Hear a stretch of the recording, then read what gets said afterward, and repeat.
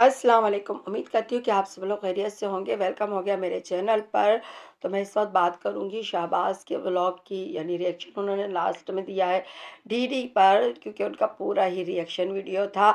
और लोटा मामू की रिएक्शन वीडियो पर भी बात करूँगी, नी आयशा और नी फातिमा पर भी बात करूँगी जी। तो सबसे पहले हम बात कर लेते हैं शहबाज की वीडियो पर, जो कि व्लॉग था, लास्ट में रिएक्शन देना उनके लिए बहुत ज़रूरी बनता है, क्योंकि भाई डॉलर्स, कंट्रोवर्सी सब कुछ है। तो उनका ये कहना था कि मैं अपनी बहन की तरफ से ब्लॉक हो चुका हूँ और वो मुझसे बात नहीं कर रही है, और इधर डीडी जो है रो रहे हैं और मुझे बुरा कह रहे हैं कि उनके ख़ानदान पे ये वो।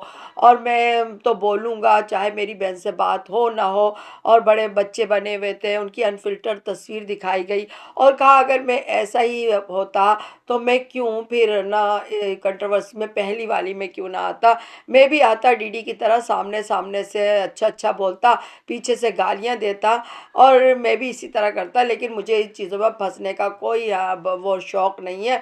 लेकिन मेरी बहन के साथ हुआ है और झूठ बोल रहा है डीडी कि मुझे पता था और ऐसा कुछ नहीं था। ये वो कर रहे थे वो। लेकिन मैं उनसे ये कहना चाहती हूँ कि ऐसा कैसे हो सकता है कि आपको पता ना हो। आप लोग का तो साथ है भाई, आप लोग दिन रात जब भी पंजाब का आना जाना, इधर आना जाना होता था, तो कोई भाई अपनी बहन से कैसे इतनी गफलत बरत सकता है। अगर आपने उस वक्त गफलत बरती है तो अभी भी चुप रहिए, अभी भी अब चुप करके बैठे रहिए।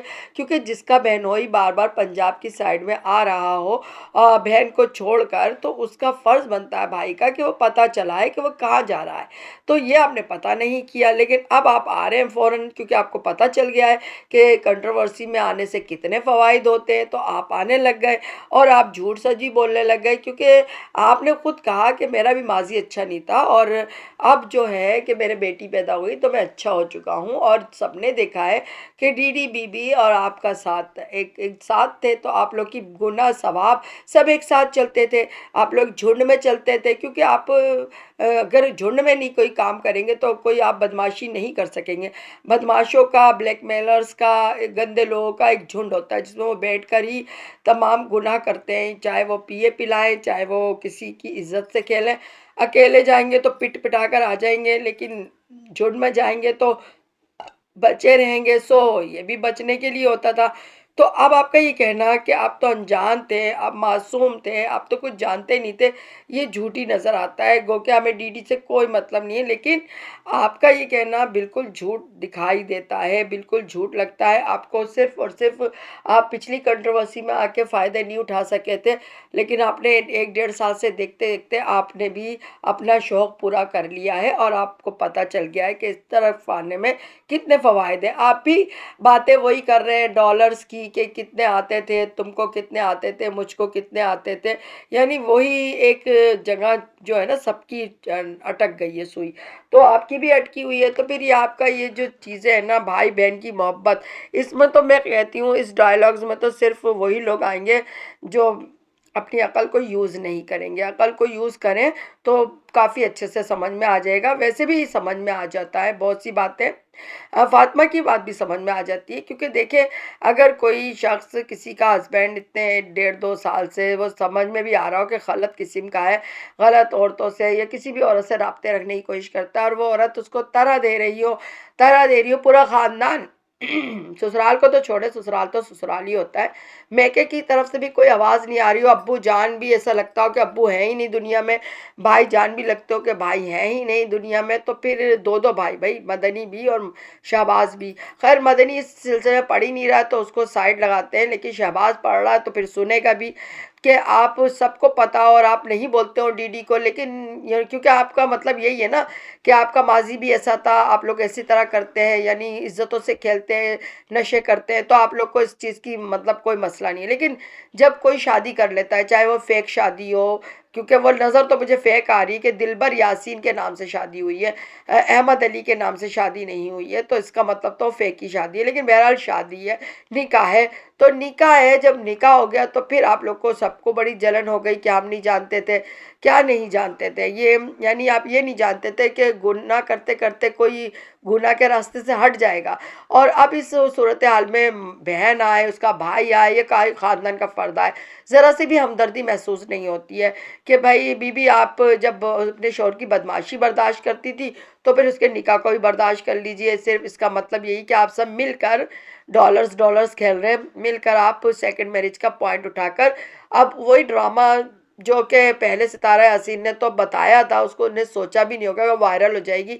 अब आपको मालूम पड़ गया कि वायरल होना है तो फिर आप ये कर रहे हैं, तो नहीं बनता है। अच्छा, डीडी साहब ने अब इनकी वीडियो का जवाब दिया। वो कहने लगे भाई वो क्या कहा जाए, कौन सा बंदा है भाई, कौन सा बंदा सच्चा कौन सा झूठा। लगता है एक हमाम में सारे नंगे हैं।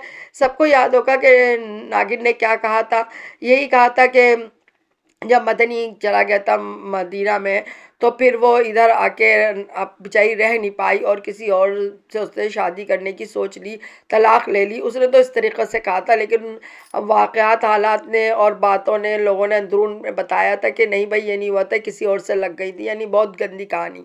तो ये गंदी कहानी जो थी, एक तरफ तो इनकी गंदी कहानी थी, तो दूसरी तरफ भाई अब डीडी साहब जो बता रहे हैं कि भाई शहबाज साहब ने उनकी इज्जत पे हाथ डाला था, क्यों मदनी था सऊदिया में।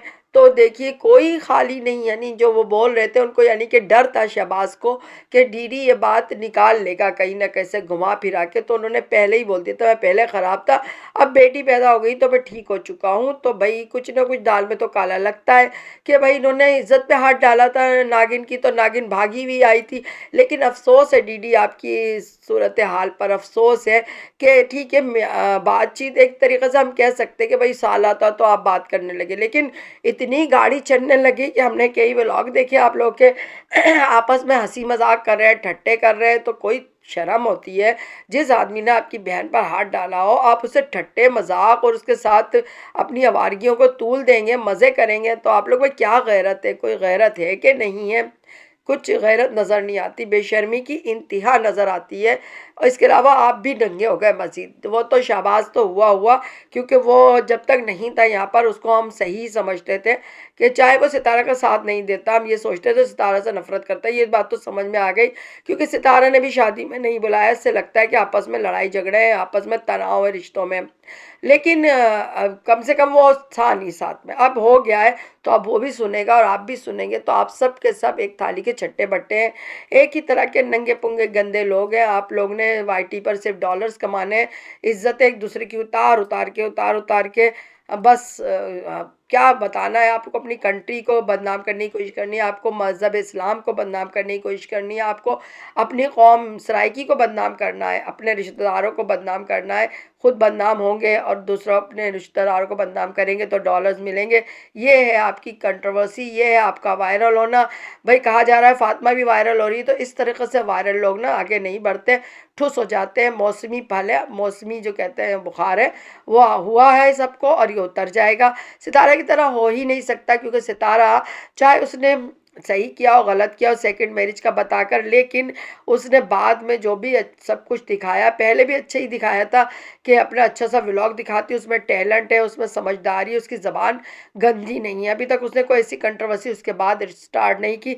जो कुछ किया गया है गंद बला वो सितारा के रिलेटिव की तरफ से ही किया गया है, बाकी सितारा का कोई ऐसा सामने नहीं आया है अब तक।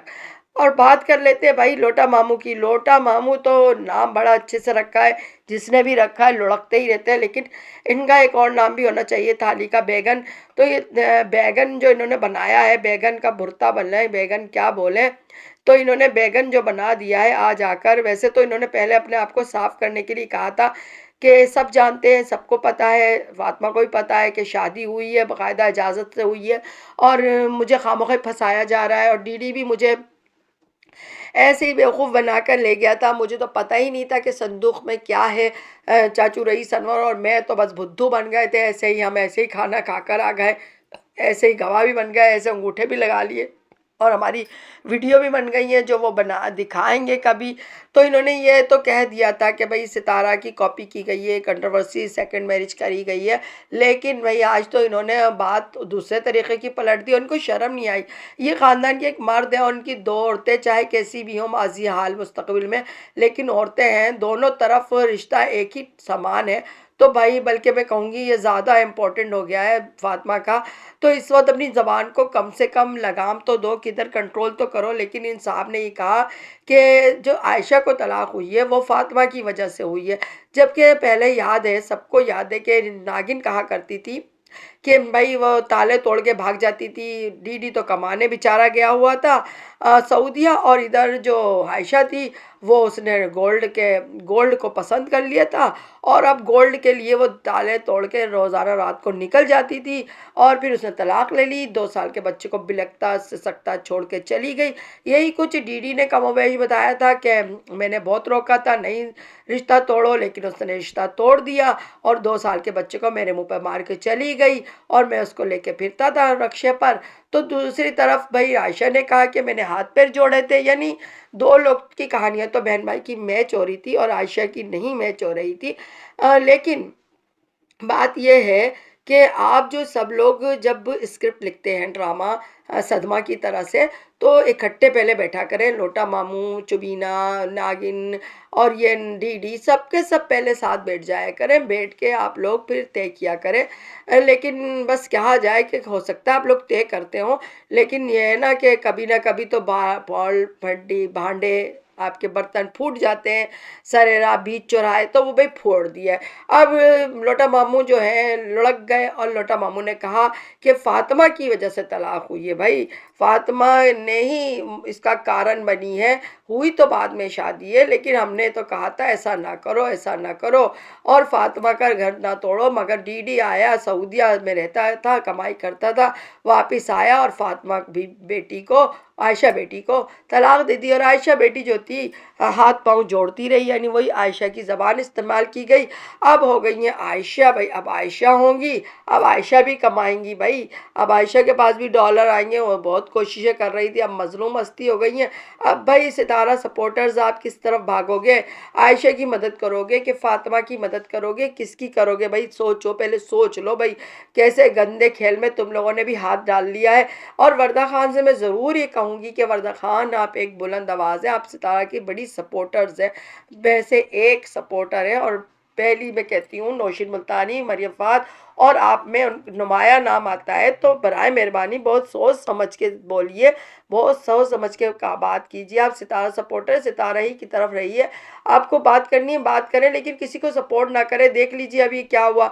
अब लोटा मामू ने तो कहानी का रुख ही चेंज कर दिया है। लोटा मामू ने तो कह दिया है कि फातिमा जालिम है और आयशा मजलूम है। तो भाई उसके साथ तो हुआ ही इसीलिए है कि उसने तो ऐसा किया था, बल्कि वो उसके साथ तो बुरा ही नहीं हुआ है भाई, क्योंकि उसको तलाक थोड़ी मिली है। वो तो बड़ी अच्छी है, सनिया सनिया भी अच्छी हो गई भाई, क्योंकि उसने कहा नहीं कि तलाक दे दो, उसने तो कहा दोनों दोनों रहेंगे, तुम भी रहना उधर वो भी रहना उधर। तो ये सूरत हाल जो दिखाई जा रही है, अब लोटा मामू बता रहे हैं, अब आप लोग क्या करेंगे? अब क्या सोचते हैं? आप लोग की सोचे ज़रा बताइए और मुझे भी कमेंट से बताइएगा। आप लोग क्या कहते हैं? सूरत हाल लोटा मामू ने चेंज कर दी, गो के लोटा मामू उन पे भरोसा तो है नहीं, क्योंकि वो भी बड़े पक्के झूठे हैं। सितारा के मैटर में इन्होंने पक्का पक्का झूठ बोला था और सदमा का साथ दिया था। आज ये डीडी के दबाव में आ चुके हैं, तो ये उसकी बीवी को भी गंदा कर देंगे। तो अब अल्लाह जाने, इसमें कुछ ना कुछ तो सच्चाई थोड़ी बहुत तो होगी।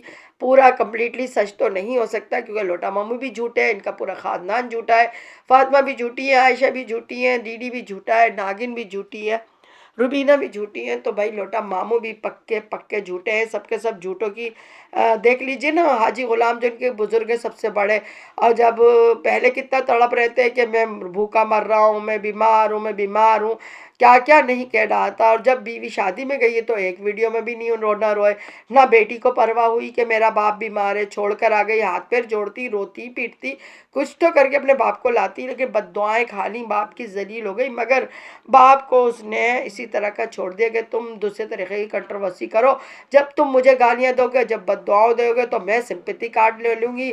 लोग कहेंगे हाय हाय बेचारी बेटी की शादी, बेटी की बेटी यानी नवासी की शादी में बुढ़ाऊ आग लगा रहा है, तो भाई बुढ़ाऊ को गालियां पड़ेंगी, लेकिन बेटी को मिलेंगे भर भर के डॉलर्स तो मिलने लगे हैं। तो भाई सितारा सपोर्टर्स सोच समझ के सपोर्ट कीजिए।